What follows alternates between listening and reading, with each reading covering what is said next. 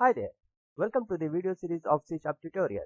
In this video series, we will be using console application for hands-on practice. We will be learning how to create console application, some of the basics of console application, and then we will learn how to read input from the console and how to write output on the console. Before we start the video, I would like to request you to watch the video completely and follow along with me to have better understanding. So let's get started.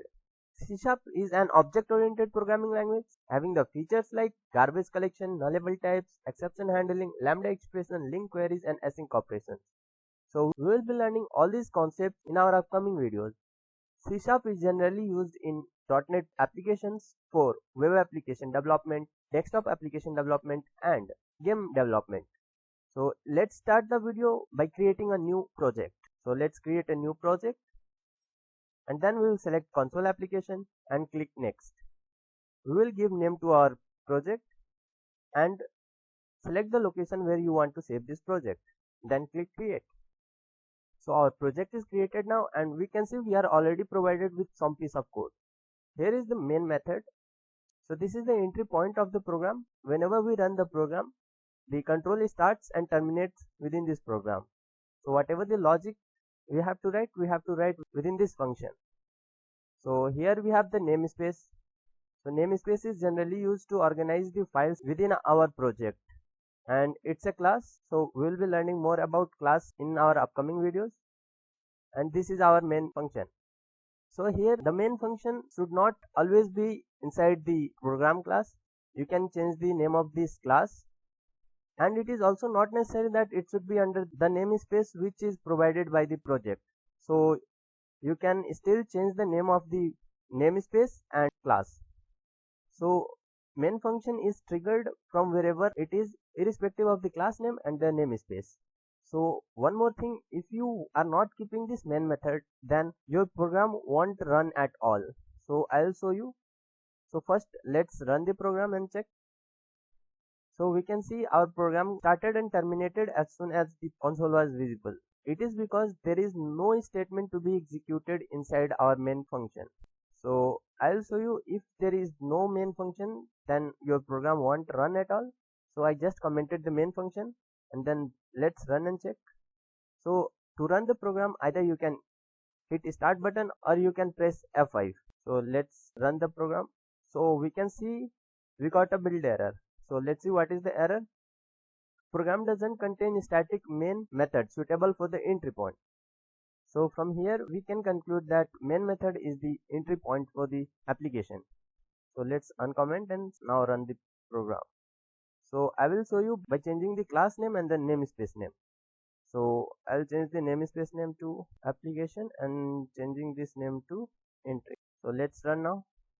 So we can see still our application runs. So the main method is called from wherever it is, irrespective of the class name and the namespace. So now we will learn how to read input from the console and how to write output on the console.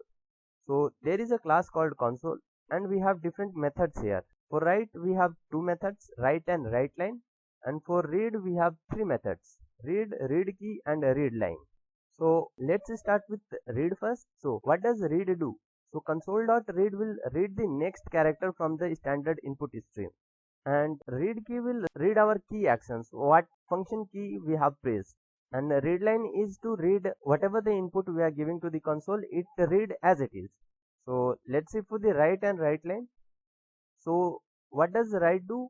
It will write whatever we wanted to the console. And what does writeLine do? It will do the same function as write, but the difference between write and writeLine is the write function will write the output on the console and the cursor will be on the same line of the output, but writeLine will write the output on the console and the cursor will come to the new line. So let's try and see. So we'll read the data first.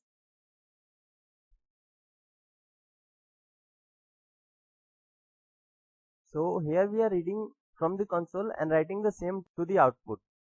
So let's run and check. So our application is running now. So we can see the write function here. So we can see the cursor is on the same line of the output. So let's change this to right line. Now let's run. So we paste the same thing and the output is same, but now in this case the cursor is in the new line. So this is the main difference. If we use right, it will write the output on the console and the cursor will be on the same line. But if you use right line, then it will write the output on the console and the cursor comes to the new line. So here I have kept the breakpoint so that I can show you what output we are getting on the console. So let's see for the read key. Here we can see read key returns us console key information. So it will be an object. So we have to get a property called key to see which key is pressed by the user. So let's run the application. Now let's see. So what I have pressed is spacebar. You can see it on the console. So let's run again and check. So you can see I pressed the right arrow. Similarly, it reads different function keys. So let's use read line, and in read line it will return us the string. So we can write our output as it is, and let's run it.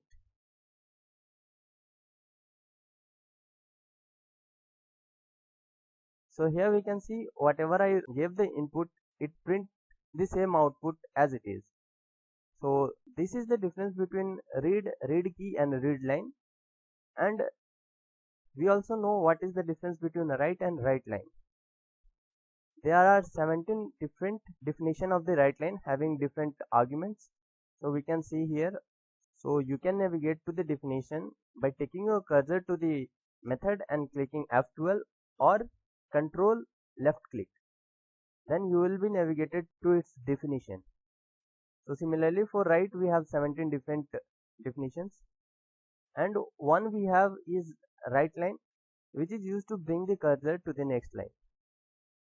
So this is how we read input from the console and write output on the console. So that is it for the video, guys. In the next video we will learn the different data types in the C#. So hope you like the video. If you have any doubt, please do let me know in the comment section, and do not forget to like, share and subscribe my channel. Thank you.